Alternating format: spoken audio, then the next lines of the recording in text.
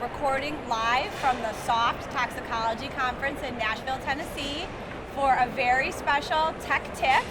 We have our esteemed guest, Carol Seagle from Toxicology Solutions, LLC. Carol, you introduce yourself and tell a little bit about your background. Thank you so much. I appreciate being here. As you mentioned, my name is Carol Seagle, and I have a consulting group called Toxicology Solutions.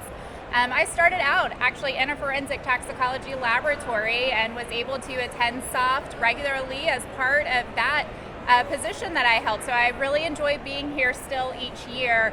But a few years ago, I did decide to start my own consulting group and have had the opportunity to work with several of GenTech's customers during that time. So it's been a great relationship. Amazing relationship. So because this is a tech tip, we really want to talk about what people should be thinking about when they're starting up a toxicology lab. Like what are some of the basic things that you would recommend somebody consider when they're getting going? Sure. Well, when you're trying to start a toxicology laboratory and you're thinking about doing your analysis on the samples that are going to come into the laboratory, obviously instrumentation is going to be one of the primary focuses, and that's one of the things that the individuals at GenTech can help you to figure out is what instrumentation is going to be the best fit for what you're trying to test for. Some of the common instrumentation that you will see in toxicology labs would be things like a Headspace GC, GCMS, an LC triple quad, even potentially a time of flight. But anytime you're thinking about setting up instrumentation, you have to make sure that you also consider your sample prep, how are you going to prepare those samples so that you can see them well and eliminate background noise on your instrumentation. Method development. So every instrument is a little bit different and it takes time to set up those methods, and then those also need to be validated. A lot of that is going to be required by accrediting bodies, and so that's something that you don't want to overlook.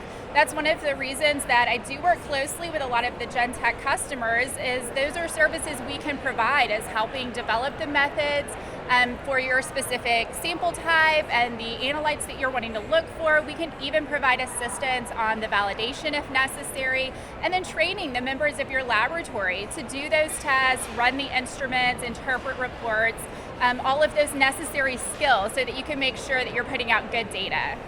That is some great tips. So I guess as a follow-up question, because you've been in the trade for so long, like what's the one thing you wish somebody would have told you when you were like first getting started? Like what's your like most signature piece of advice for our clients? That's a tough question. I mean, still thinking about the sample testing aspect, I would say not to overlook the method development process. I think a lot of people try to kind of fly through that process or jump directly into a validation and kind of combine method development with the validation, and I really would discourage that. Method development needs to be a component that has a lot of focus and time so that you can make sure that you're getting your expected results and that they're reproducible.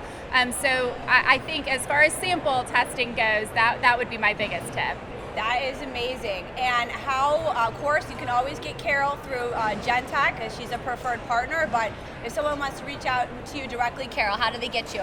I do have a website. Feel free to find me there, toxicologysolutions.com, or you can email me directly, Carol Seagle at toxicologysolutions.com, and I'll be happy to help in any way I can.